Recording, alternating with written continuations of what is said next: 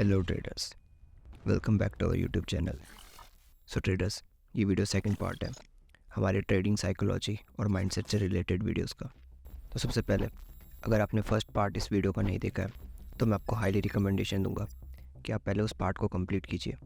उसका लिंक आपको description box में और अभी आई बटन में शो हो रहा होगा।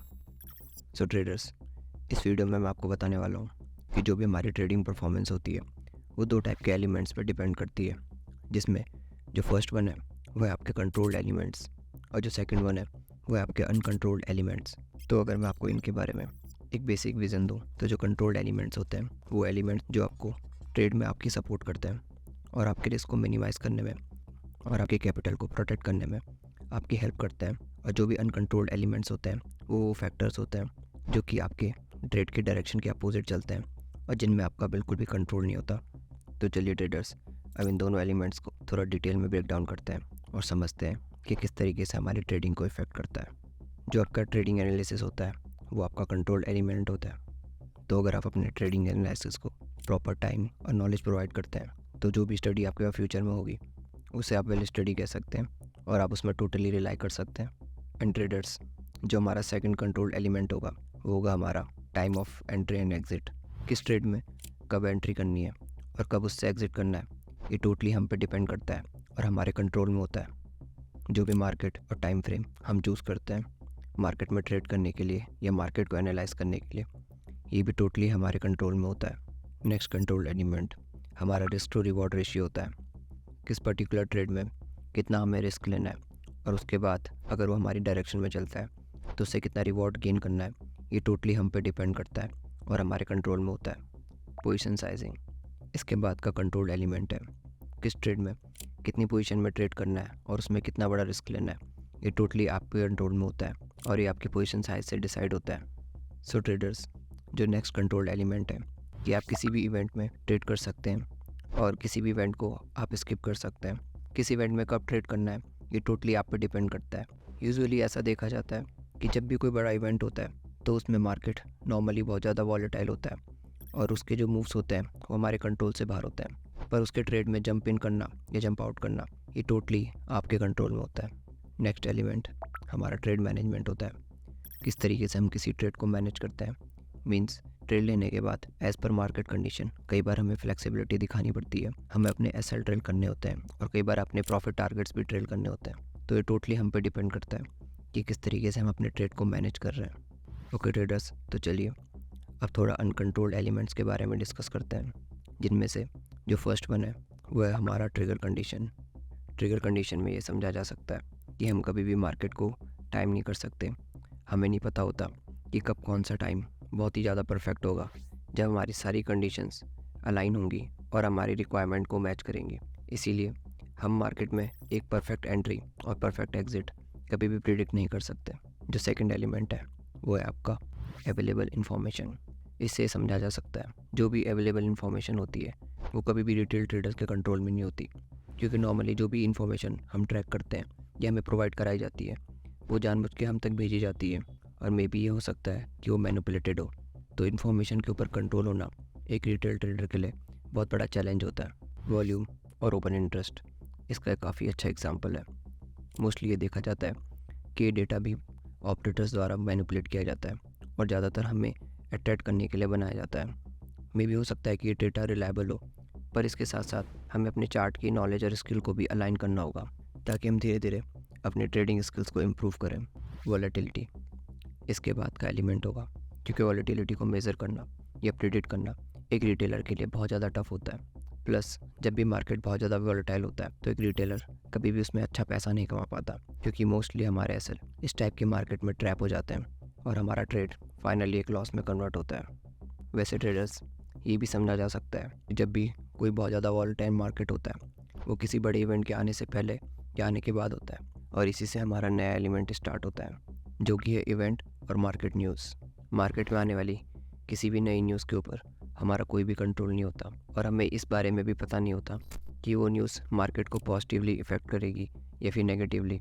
जब भी मार्केट में कोई नई न्यूज़ आती है तो उसके काफ़ी समय बाद जब मार्केट सेटल हो जाता है या उसे डाइजेस्ट कर लेता है तब हमें पता चलता है कि वो न्यूज़ मार्केट के लिए पॉजिटिव थी या नेगेटिव थी। इसी से हमारा नेक्स्ट एलिमेंट लिंक है, जो कि है मार्केट डायरेक्शन। मार्केट डायरेक्शन आपके कंट्रोल में नहीं होता है। आपको नहीं पता होता है कि ट्रेड लेने के तुरंत बाद मार्केट आपकी डायरेक्शन में चलेगा या आपके अपोजिट डायरेक्शन में चलेगा।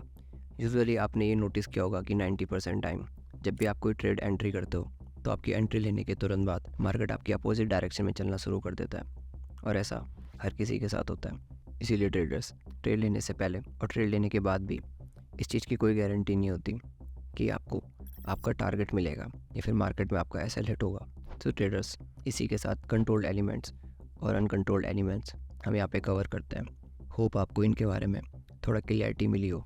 अगर आपको क्लियरिटी मिली है तो नेक्स्ट टाइम जब भी आप अपना कोई नया ट्रेड एग्जीक्यूट करेंगे तो आपको कंट्रोल्ड एलिमेंट्स और अनकंट्रोल्ड एलिमेंट्स दोनों को कंसिडर करके ये ट्रेडिंग डिसीजन लेना है।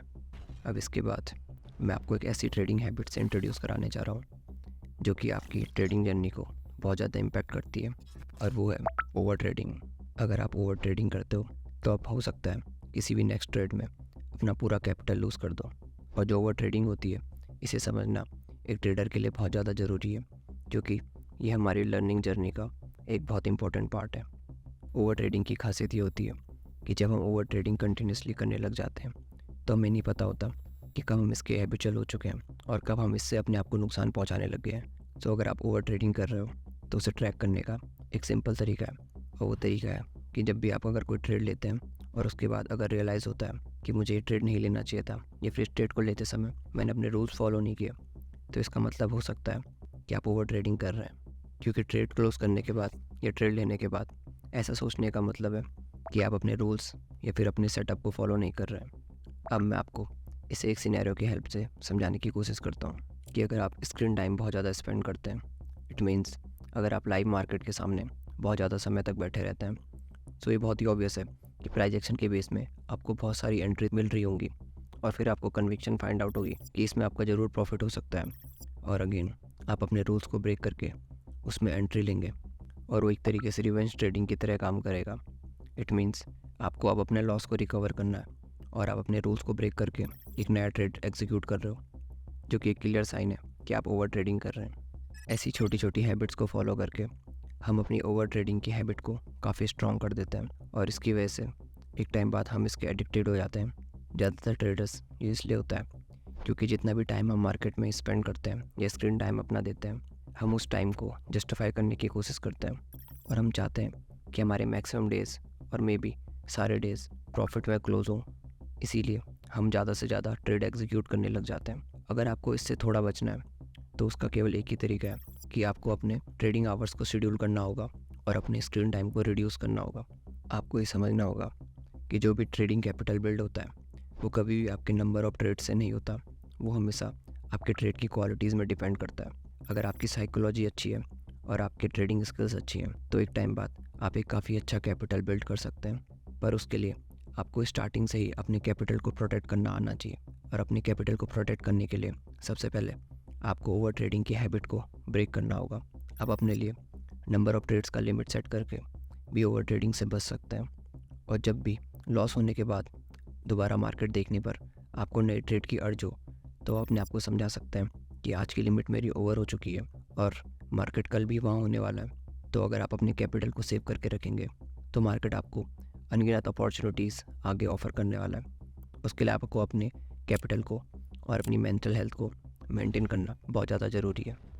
आपको ये भी समझना होगा कि हर एक इंडिविजुअल ट्रेडर मार्केट को अलग नज़रिए से देखता है। It means that everyone has a different perspective.